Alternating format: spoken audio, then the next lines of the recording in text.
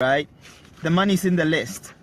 And when you start in, example, if you start in your home business or network marketing, the first thing they tell you is you need to get a list. You need to write down all your friends and family, and you need to do all the whole big good shebang, right? If you're doing any offline business, maybe not network marketing, any business at all, you need a list. You need a list of customers that you can go to, a list of people that you can always reach out to and say, hey, I've got my product. I want you to go check it out and see if it works for you or not, right? So the money is in the list. And that's the first thing I was told, is to build your list, Andy. Go out there and focus on building your list. Don't focus on anything else. Just build your list, right? And, the reason why you want to build your list is because you always want to get people to get back to you. If you don't have a list, you don't have a business. So the bigger your list, the more money you make. Now, if you have a bigger list, right, this is what we've been told. If you have a list, see your list as $1 equals a subscriber. So that's the worth of your list. So if you have 10 people on your list, that list is generally going to make you $10 a month. If you have 1,000 people on your list, that's going to make you essentially $1,000 a month. So this is the statistics that that has been given, right? And I see that it's actually true on the number of people I have on my list, right? That's the amount of money I'm making now based on the number of people I have on there. So the first thing you want to do is to go build your list, and I'm sure you've been told that. However, this is the most important skill that we're going to talk about. The one skill you need to master. Right? Because when you build that list, people need to buy. You need to communicate with that list.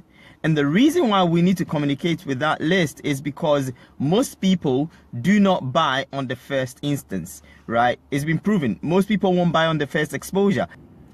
Now, I remember, gentlemen, that I actually, went in and showed my products to. I showed my company products to, and I said, hey, check it out. This is what we're doing. It's so cool. It's so nice. And I want to have the chance to share it with you. He goes, I'm a bit busy. So I gave him a CD, I gave him a DVD to go watch, right? The guy went in, watched the DVD, and then came back and he goes, oh, you know what? It's not my cup of tea. I'm not interested. I'm like, I was like, okay, that's fine. Is there any particular reason why you're not? He's like, yeah, maybe I'll look at it later. So I closed that. I didn't close that chapter. Took my DVD. I said, let's chat later on. Now, next time I invited him to a program, he didn't show up. So I thought, I'm going to leave this guy. I'm not going to talk about it anymore. So I left it, closed that chapter, moved on. A month later, the guy calls me back. He goes, hey, Andy, can we talk? I'm like, yeah, we can talk. What's about? It's like, the thing you showed me, right? Can we talk about, I have a few questions. I'm like, hang on, I thought that chapter was closed. I just want to ask a few questions. I'm like, okay, cool. Let's meet up, we'll talk, and I'll call me and I'll answer your questions. So he calls me. And then he has a bunch of questions about the product. He asked me question after question after question, and then answer all his questions for him. Now, bear in mind, I know this person already, right?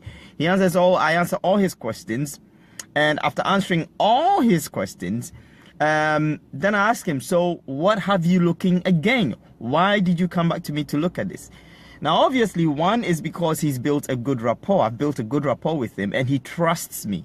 After a month, he tells me his one that worked, he's had 3 people walk up to him and show him the same business. So now this guy has been exposed. I invited him the first time, right? He didn't show up. I gave him a DVD he watched. He actually said, I'll think about it later. I invited him to a program which he didn't turn up to. Now he goes to work, and one of his work colleagues told him about this product, and he's like, oh, cool. So now he's like, I've seen it before. Number 5, his cousin walks up to him, and his cousin says, oh, this is the deal. This is what we're doing. We just want to, show you what we're doing. And then the last time, he has his nephew who walked up to him with the same thing and says, you need to do this thing. So that's 6 exposures, right, to the same person within a month. But he came back to me. And he said, you know what, this is why I was looking, but I wanted to come back to you because I know you and you showed it to me and I trust you. So I just wanted us to see if I can get signed up to this product. Happy days, right? I was excited, obviously, because that was a new sign up for me. But the lesson is, if I had showed him, right, and I had gone, hey, you know what, forget it. You don't want to sign up, so I don't want to be your friend. Yeah, and that's why a lot of, marketers do. You show someone something they're not even saying, you got to get who's next, right? Who's next attitude sometimes is not the best, right? Because most people will buy from the 7th exposure, but the list always works. But the next thing is, now we have to build a relationship and build a rapport. But also, we need to make sure that we give them enough exposures and give people enough time, you know, to buy from us, or to make a purchase, or to make a final decision and say, nope, I never like this, or yes, I love this, right? So not everybody will buy on the first instant. The lesson is, when you create that list, the money is in the follow-up. That's where the money is, because 80 to 90% of people won't buy from you straight away. They will go think about it, they will talk about it, maybe they will forget, but it's our job to make sure that we keep that relationship and we keep giving them exposures until they can buy from us, right?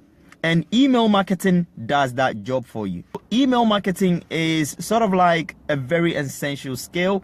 If you don't know how to do email marketing, or you want to learn how to do email marketing, there's some great courses out there that would help you to start, you know, building your business using email marketing. With email marketing, first you need to capture the leads, then you need to put in an autoresponder, then you have to start sending them emails.